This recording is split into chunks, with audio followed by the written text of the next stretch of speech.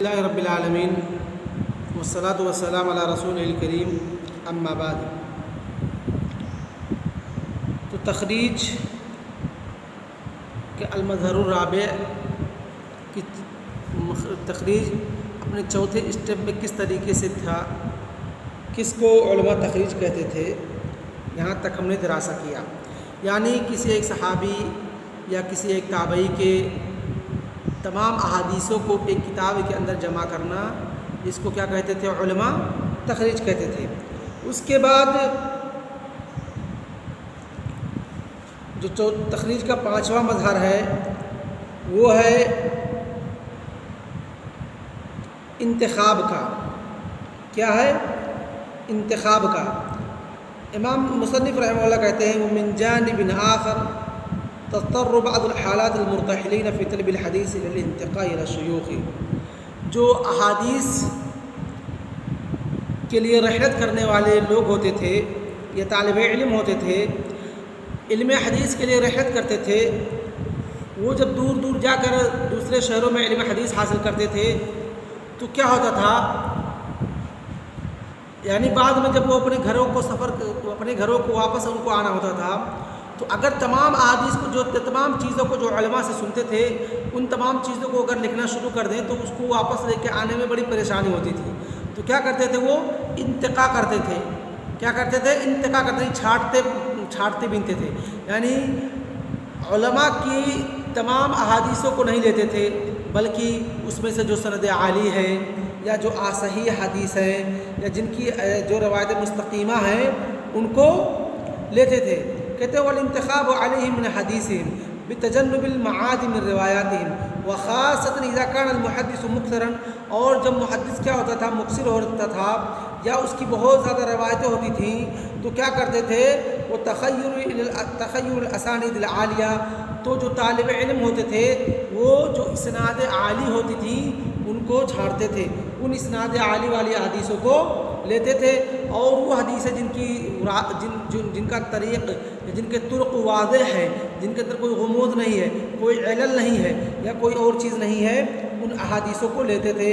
اور اس طریقے سے والاحادیث الصحیحہ والروایات المستقیمہ۔ تو کہتے ہیں کہ وکل اولئک من مظاہر التخریج فی القرن الثانی والثالث مع استمرار الى القرنین الرابع والخامس۔ کہتے ہیں کہ جو پہلے ہم نے پڑھا وہ قرن ثالث اور قرن ثانی کے اندر تخریج تھا، لیکن جو یہ انتقاء کا دور آیا یا اختیار کا دور آیا کہ علماء کے صرف اور صرف جو سند عالی ہیں یا جو صحیح حدیث ہے، مستقیم روایہ ہے، الروایہ مستقیمہ ہے، انہی کو ہم لیں گے، اور جو غریب یا حسان حدیثیں یا افراد حدیثیں ہیں ان کو نہیں لیں گے۔ تو کہتے ہیں کہ من ابرز الذین حفظ لنا التاریخ فی القرن الرابع الہجری انہم صنفوا فی تخریج الافراد والغرائب والحسان، کہ جو تخریج جو اپنے پانچویں مظہر کے اندر جو تخریج جو شکل اختیار کیے ہوئے تھا وہ کیا تھا؟ علماء کا چوتھی ہجری کے اندر تخریج تصنیف کرنا، کیا کرنا؟ تخریج الافراد والغرائب والحسانی، کہ جو افراد حدیثیں ہیں یا جو غرائب حدیثیں ہیں، جو حسان حدیثیں ہیں، ان کی تخریج کرنا، یعنی ان کو الگ کرنا۔ یہ کون کیا ہے؟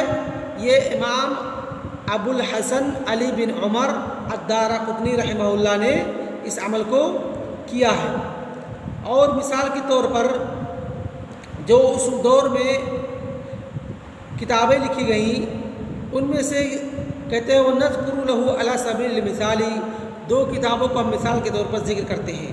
تخریج حدیث ابی اسحاق ابراہیم بن محمد بن یحییٰ المزکی النیسابوری عن شیوخہ، جس کو ہم المزکیات بھی کہتے ہیں۔ کیا کہتے ہیں؟ المزکیات کہتے ہیں۔ یعنی تخریج حدیث ابی اسحاق ابراہیم بن محمد بن یحییٰ المزکی النیسابوری، کہ ابی اسحاق ابراہیم بن محمد جو ہے ان کی حدیثوں کو تخریج کرنا، یعنی ان کے غرائب افراد اور جو حسان حدیثیں ہیں اس کو چھاڑ کر کے الگ کرنا جو انہوں نے اپنے شیوخ سے روایت کی ہیں۔ اور دوسری حدیث ہے، دوسری کتاب ہے تخریج الفوائد المنتقى لابی بکر محمد بن عبید اللہ الکاتب، تخریج الفوائد المنتقى، یعنی کتاب کا نام ہے چھانٹے ہوئے کیا ہے فوائد، کی تخریج، چھانٹے ہوئے، الگ کیے ہوئے، چنے ہوئے فوائد کی تخریج۔ اس کتاب کو کس نے لکھا ہے؟ ابو بکر محمد بن عبید اللہ الکاتب۔ تو یہ دو کتابیں تھیں جو قرن رابع کے اندر تخریج انہی کو کہا جاتا تھا، یعنی غرائب اور حسان حدیثوں کو چھانٹ کر کے الگ کرنا۔ اور اسی طریقے سے قرن خامس کے اندر بھی یہی چیزیں تھیں کہ غرائب اور حدیثوں کو چھانٹ کر کے الگ کرنا، اور اسی پر عمل کس نے کیا؟ اور اسی پر عمل خطیب بغدادی رحمہ اللہ نے بھی کیا ہے، جن کی وفات 463 ہجری کے اندر ہوئی، جو کہ قرن خامس کے اندر ہے۔ انہوں نے بھی کتابیں لکھی۔ کتاب کون سی تھی؟ الفوائد المنتخبہ الصحاح العوالی، الفوائد المنتخبہ الصحاح العوالی، یعنی کہ وہ فوائد جو کہ چنے ہوئے ہیں، صحاح ہے، صحیح ہے اور بلند ہے، یعنی کہ اس سند کے اندر کم راوی ہے، اس سند کے اندر کم راوی ہے۔ تو یعنی کہ جو قرن رابع اور قرن خامس کے اندر یہ جو تخریج کا 5واں اسٹیپ تھا، اس کو کون سا اسٹیپ تھا؟ وہ اسٹیپ تھا کہ جو صحیح اور سند عالی اور مستقیم حدیثیں ہیں ان کو چھانٹ کر کے اور الگ کرنا، ان کو چھانٹ کر کے الگ کرنا، اور جو غریب افراد حسان حدیثیں ہیں ان کو الگ کر دینا۔ اسی کو علماء کیا کہتے تھے؟ اسی کو علماء تخریج کہتے تھے۔ تو قرن خامس کے اندر بھی، قرن رابع کے اندر بھی یہی چیزیں تھیں، یعنی 4 ہجری کے اندر بھی یہی چیز تھی، اور 5ویں ہجری کے اندر بھی یہی چیز تھی۔ اور اس پر کتاب لکھا کس نے؟ امام خطیب بغدادی رحمہ اللہ نے کتاب کا نام رکھا الفوائد المنتخبہ الصحاح العوالی، یہ پورا کتاب کا نام ہے، تخریج الخطیب۔ اس کے بعد ایک کتاب ہے الفوائد المنتخبہ الصحاح والغرائب، یہ کس کی ہے؟ یہ کتاب ایک نام سے اور مشہور ہے، اس کو کیا کہتے ہیں؟ المہروانیات، المہروانیات، یعنی الفوائد المنتخبہ الصحاح والغرائب۔ جو یہ کتاب ہے یہ ابو القاسم یوسف المہروانی رحمہ اللہ کی ہے، جن کی وفات 468 ہجری کے اندر ہوئی۔ انہوں نے بھی اس طریقے پہ وہ بھی چلے ہیں، اور انہوں نے صحاح اور غرائب حدیثوں کو چھانٹ کر کے الگ کیا ہے۔ تو جو یہ علماء کا عمل تھا قرن رابع کے اندر اور قرن خامس کے اندر کہ صحیح حدیث کو، جو سند عالی ہوتی ہے ان حدیث کو، اور مستقیم حدیث کو سند غریب سے، سند نازل سے چھانٹ کر کے ایک مستقل کتاب کے اندر لکھنا، اس کو کیا کہتے تھے علماء؟ تخریج کہتے تھے۔ اس کو کیا کہتے تھے؟ تخریج کہتے تھے۔ اس کے بعد قرن سادس شروع ہوتا ہے۔ کون سا قرن شروع ہوتا ہے؟ قرن سادس شروع ہوتا ہے، 6 ہجری۔ اس کے اندر جو تخریج تھی وہ کیا تھی؟ کہتے ہیں ومن اوائل تلک المحاولات ما ذکر عن ابی بکر محمد بن موسیٰ الحازمی انہ اسند احادیث الکتاب المحذب، یعنی کہ حدیث کی کوئی کتاب ہو، اس کی سندیں نہ ذکر کی گئی نہیں ہو، اس کی سندیں نہ ذکر کی گئی ہوں، تو ان احادیث کی کتابوں کے سند کو ذکر کرنا، یعنی اس کے راوی، اس کتاب کے مصنف سے لے کر کے، یا جو راوی اس کے حدیث کی کتاب سند ذکر کرنے جا رہا اپنے سے لے کر کے اللہ کے رسول صلی اللہ علیہ وسلم تک اس احادیث کی تمام سندوں کو ذکر کرنا، یہ 6 ہجری کے اندر تھا۔ تو علماء نے اس کو کیا کیا؟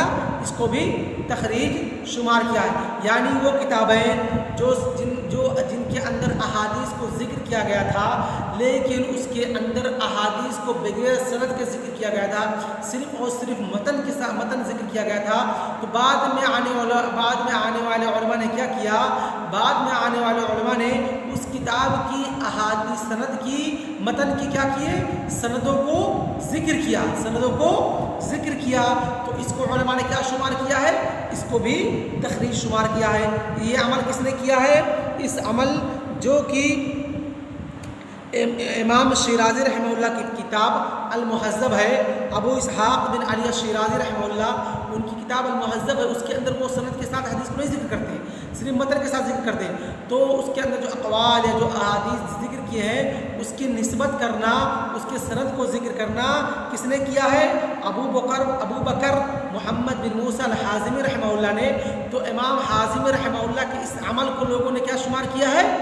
تخریج شمار کیا ہے، اس کے اندر کیا کیا ہے؟ تخریج شمار کیا ہے۔ اس کے بعد آتے ہیں القرن السابع، 7ویں ہجری کی طرف۔ کس طرف؟ 7ویں ہجری کی طرف۔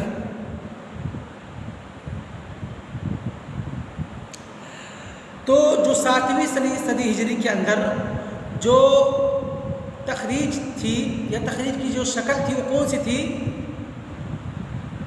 ضعیف احادیث کو کسی کتاب سے چھانٹ کر کے الگ کرنا۔ کون سی شکل تھی؟ ضعیف احادیث کو چھانٹ کر کے کسی کتاب سے الگ کرنا۔ تخریج الاحادیث ضعیف من کتب الاحادیث، کی جو احادیث کی کتابیں ہیں ان سے اس کے اندر علماء نے جو صحیح اور احادیث دونوں طرح کی حدیثوں کو ذکر کیا ہے ان میں سے ضعیف احادیث کو چھانٹ کر کے الگ کرنا، اس عمل کو 7ویں صدی ہجری کے اندر کیا کہتے تھے؟ تخریج کہتے تھے۔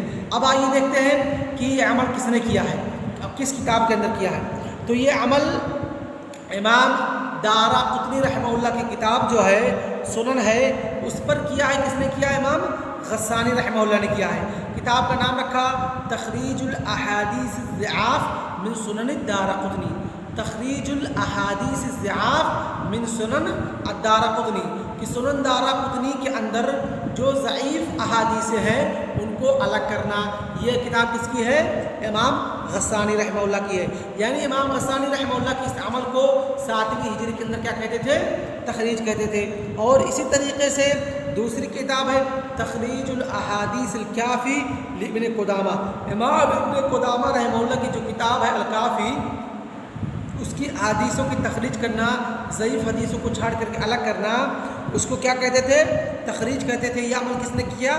ضیاء الدین المقدسی رحمہ اللہ نے کیا، جن کی وفات 643 ہجری کے اندر ہوئی۔ تو یہ تھی دو کتابیں جن کو علماء نے تخریج کہا ہے، تخریج شمار کیا ہے 7ویں ہجری کے اندر، تخریج الاحادیث الکافی۔ اس کے بعد اب آئیے دیکھتے ہیں تخریج کی کیا شکل تھی 8ویں صدی ہجری کے اندر۔ یعنی 8ویں صدی ہجری کے اندر تخریج کس کو کہتے تھے، کس شکل کو تخریج کہتے تھے؟ تو تخریج جو 8ویں صدی ہجری کے اندر تھی اس میں امام محمد بن احمد جو کہ ابن الحادی کے نام سے مشہور ہے، جن کی کتاب محرر ہے، حدیث کی کتاب کیا ہے؟ محرر ہے۔ انہوں نے حدیث کی کتاب لکھی، تخریج کی کتاب لکھی۔ کیا اور کون سی کتاب کی تخریج کی؟ تخریج و احادیث المختصر الکبیر لابن حاجب، تخریج الاحادیث المختصر الکبیر لابن حاجب، یعنی امام حاجب رحمہ اللہ کی جو کتاب ہے المختصر الکبیر، اس کی امام ابن حاجب رحمہ اللہ نے تخریج کی، اور یہ کتاب کیا ہے؟ مفقود ہے۔ اس کے بعد 8ویں صدی ہجری کے اندر جن علماء نے تخریج کیا ان میں سے کون ہے؟ امام زیلعی رحمہ اللہ ہے، ابو محمد عبداللہ بن یوسف بن محمد الزیلعی۔ اور انہوں نے کس کتاب کی تخریج کی؟ اور انہوں نے امام مرغینانی کی جو کتاب ہے الہدایہ، کیا ہے؟ مرغینانی کی جو کتاب ہے الہدایہ، اس کتاب کی تخریج کی۔ کتاب کا نام کیا رکھا؟ نصب الرایہ فی لتخریج احادیث الہدایہ، نصب الرایہ لتخریج احادیث الہدایہ۔ اور اسی طریقے سے امام زیلعی رحمہ اللہ کی تخریج کی دوسری کتاب ہے تخریج الاحادیث والآثار الواردہ فی تفسیر الکشاف، یعنی امام زرکشی رحمہ اللہ کی جو کشاف ہے اس کتاب کی تفسیر کی کتاب کی کیا کی انہوں نے؟ امام رحمہ اللہ نے اس کے اندر جو احادیث یا آثار واردہ ہیں اس کی تخریج کی، کس علماء نے کن کا قول ہے یا یہ حدیث صحیح ہے یا ضعیف ہے، اس اعتبار سے اس کتاب پر کام کیا۔ اس کے بعد جنہوں نے 8ویں ہجری کے اندر تخریج کی ان میں سے کون ہے؟ عز الدین عبدالعزیز بن محمد بن ابراہیم۔